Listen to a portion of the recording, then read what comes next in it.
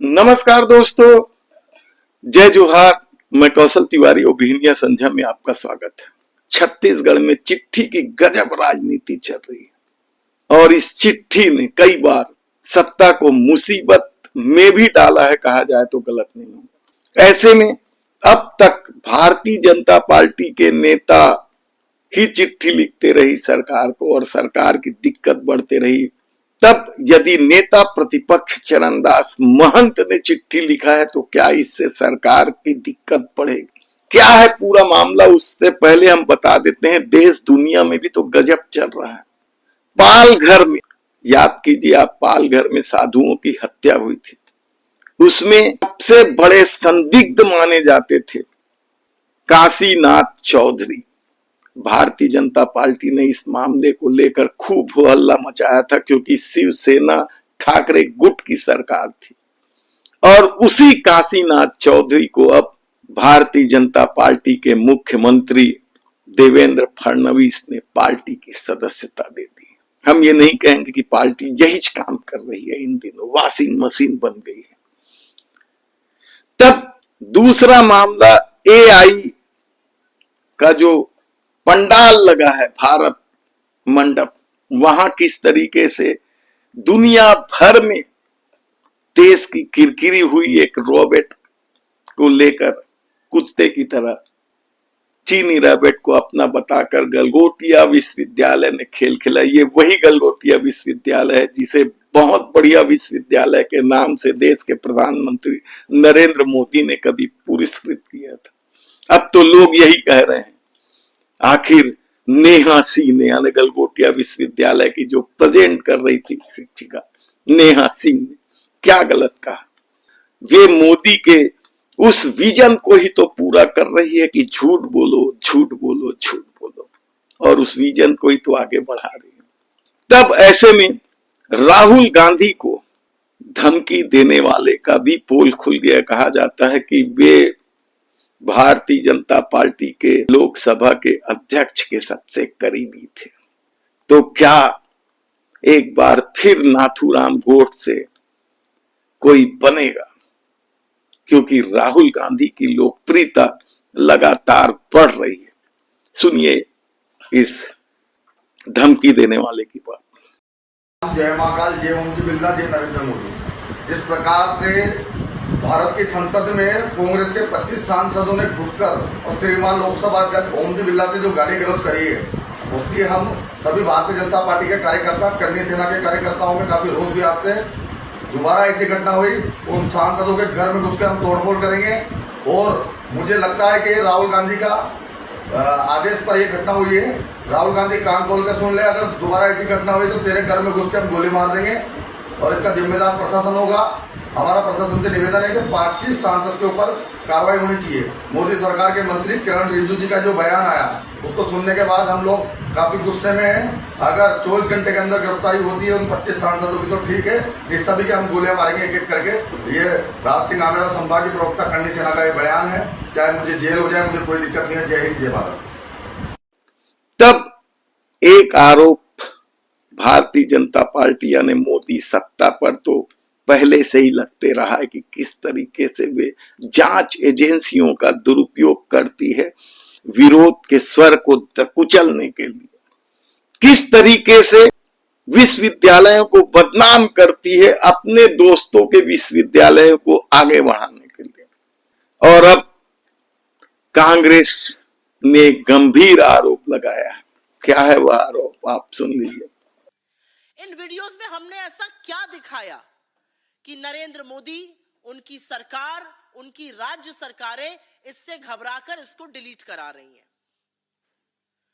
हमने इसमें वही दिखाया जो बात इस देश का विपक्ष, कांग्रेस पार्टी और इस देश के लोग पूछ रहे हैं। जो बात हम सड़क से सदन में कह रहे हैं, हमने इसमें वही दिखाया।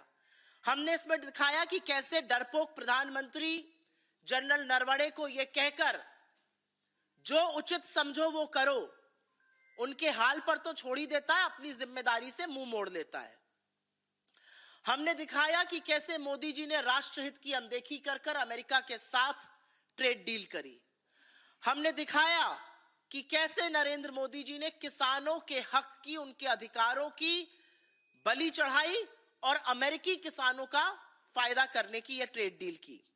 हमने इस वीडियो में दिखाया कि कैसे नरेंद्र मोदी जी ने एप्स्टीन की सलाह पर अमेरिकी राष्ट्रपति को खुश करने के लिए काम किया। हमने इन वीडियो में दिखाया कि कैसे नरेंद्र मोदी जी ने अमेरिका के दबाव में आकर रूस से तेल खरीदना बंद किया।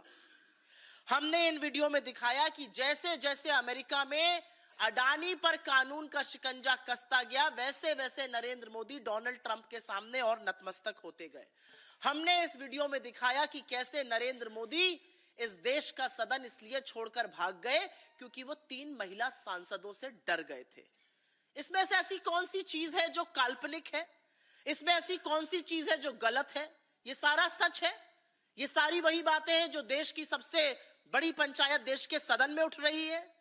ये सारी वही बातें हैं, ये सवाल है जो नेता प्रतिपक्ष ने और इस देश के करोड़ों लोगों ने पूछे हैं। तब ऐसे में देखना है कि देश की राजनीति जिस दिशा में ले जाया जा रहा है, आने वाले दिनों में क्या परिणाम निकलेंगे।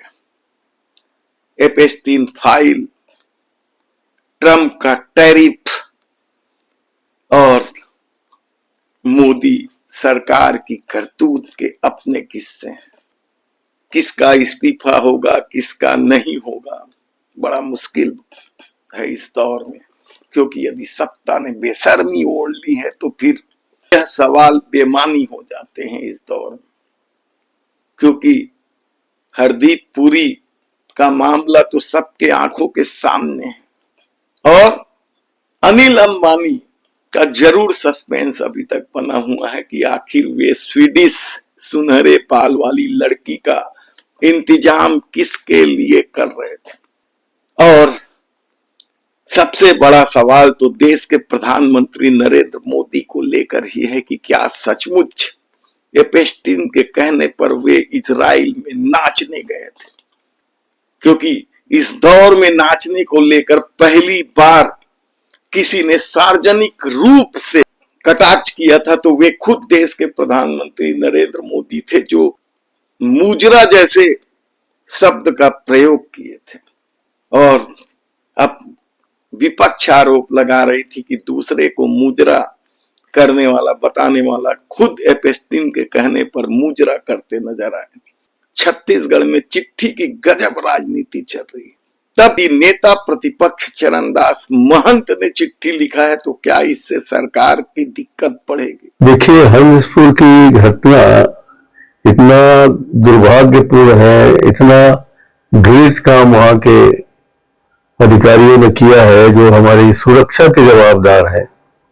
उन्हीं लोगों के द्वारा एक आदिवासी की हत्या करना या हत्या हो जाना, ये तो माफ करने लायक घटना नहीं है। और जब इस घटना का जांच सही ढंग से होगा तभी दोषी लोगों को सही सजा मिल पाएगी।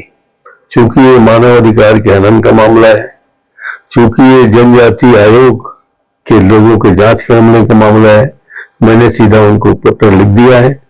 यहाँ के सरकार से जांच की उम्मीद की नहीं जा सकती, बल्कि ये लोग ये समझ में नहीं आता है कि एक आदिवासी मुख्यमंत्री होने के बाद उन्हीं के कार्य क्षेत्र का ये पूरा संभाग उन्हीं का है और उसमें आदिवासियों के साथ इतनी बड़ी घटना हो जाए और सरकार को कोई भी फर्क न पड़ रहा हो, अच्छे ढंग से जांच भी नहीं हो रही हो, तो मेरी मजबूरी थी कि राष्ट्रीय अधिकार को, मानव अधिकार आयोग को, राष्ट्रीय अनुसूचित जाति को मैं पत्र लिखूं और ये मैंने लिखा है।